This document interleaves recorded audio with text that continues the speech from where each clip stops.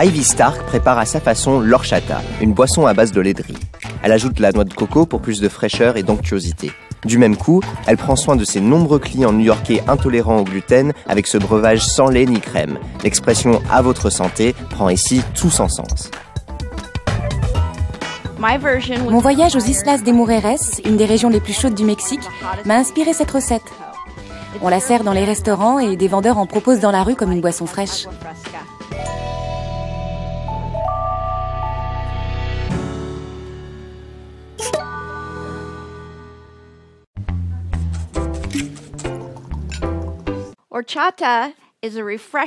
La horchata est une bonne petite boisson rafraîchissante préparée à partir d'eau de riz et agrémentée de citron vert et de sucre. Pour la première étape, je vais moudre mon riz à l'aide d'un moulin à épices ou d'un blender.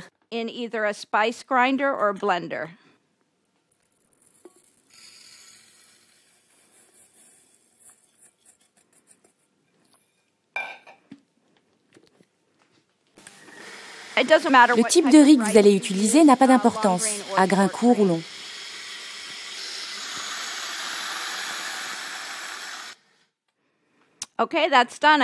C'est bon, j'ai une belle poudre bien fine. Je vais la placer dans un saladier.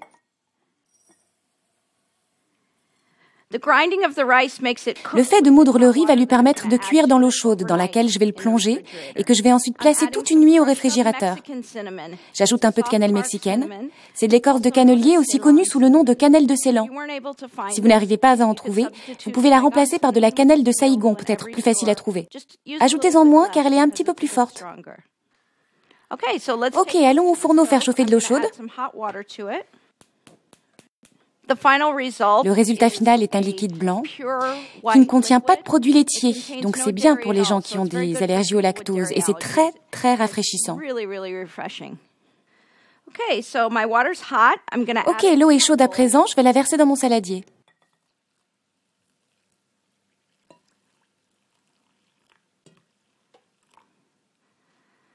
Je vais maintenant filmer le saladier. Et on va le réserver au réfrigérateur toute une nuit.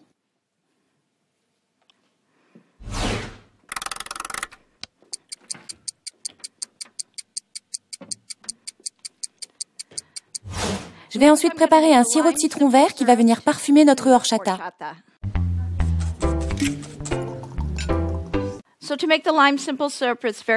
Le sirop de citron vert est très facile à réaliser. Je vais commencer par zester le citron.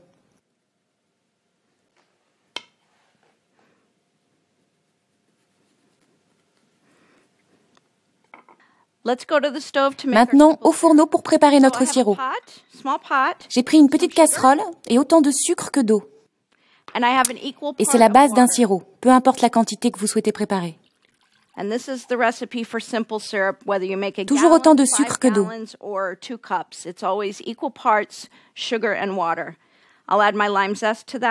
Je vais y ajouter mon zeste de citron, puis on va simplement faire frémir le mélange pour faire fondre le sucre.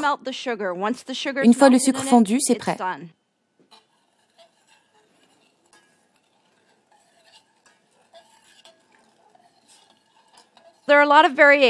Vous pouvez agrémenter votre sirop de nombreuses façons. Si vous désirez en réaliser un au citron, c'est très bon avec du thé glacé ou bien à la vanilla pour parfumer un café frappé. Vous pouvez vraiment tout faire. Le sirop est prêt. Je vais seulement le verser dans un grand récipient, le placer sur ma planche de travail et le laisser refroidir.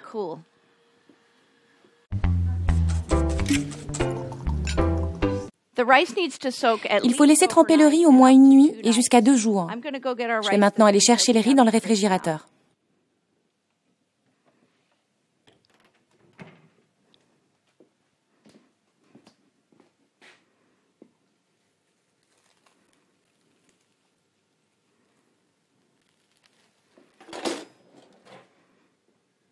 Oh, nice. Pas mal. Comme vous pouvez le voir, le riz a cuit dans l'eau, relâché tout son amidon et absorbé toutes les merveilleuses arômes de la cannelle mexicaine.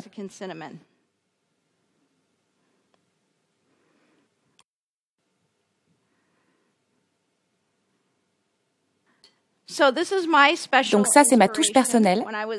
L'idée m'est venue lorsque je me prélassais au bord de la plage rêvant d'une horchata. J'ai alors imaginé à quel point ça pourrait être bon avec du lait de coco.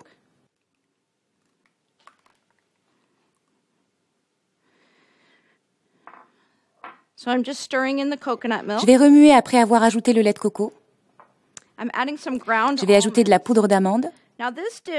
Cette boisson, avant d'arriver au Mexique, était à l'origine préparée en Égypte, pays tout aussi chaud.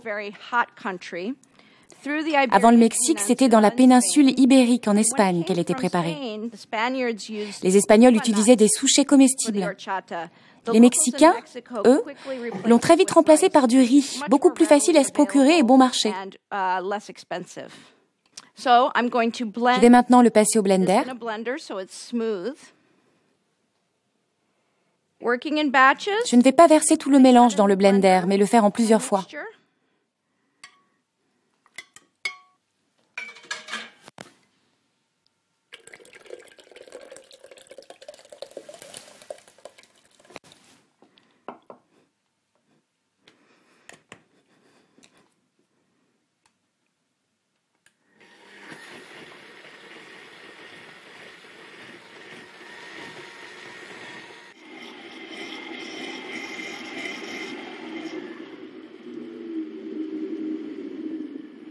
Je vais passer le mélange au chinois afin d'obtenir une texture très onctueuse et éliminer tous les morceaux de riz qu'il pourrait y avoir.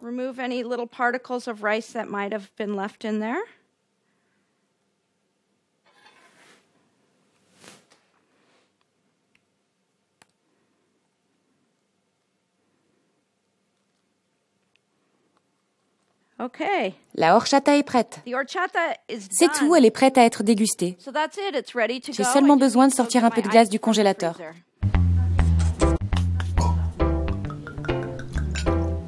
J'ai de la glace pilée. Vous pouvez aussi bien utiliser de la glace pilée que des glaçons. Je vais verser un peu de sirop froid dans mon verre. Et ensuite un peu de rhum si voulu. Et moi j'en veux. On pourrait remplacer le rhum par de la tequila, du cognac, de tout. Même de la vodka si vous souhaitez.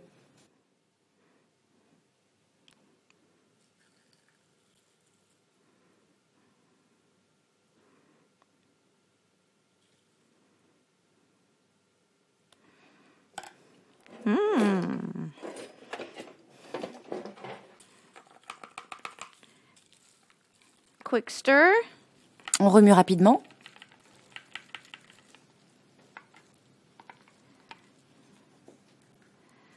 A little garnish of fresh mint. On ajoute un peu de menthe fraîche. Mexican cinnamon. Et de cannelle mexicaine. And that is, et voici notre horchata au lait de coco. Santé! Salud. Ou plutôt salud.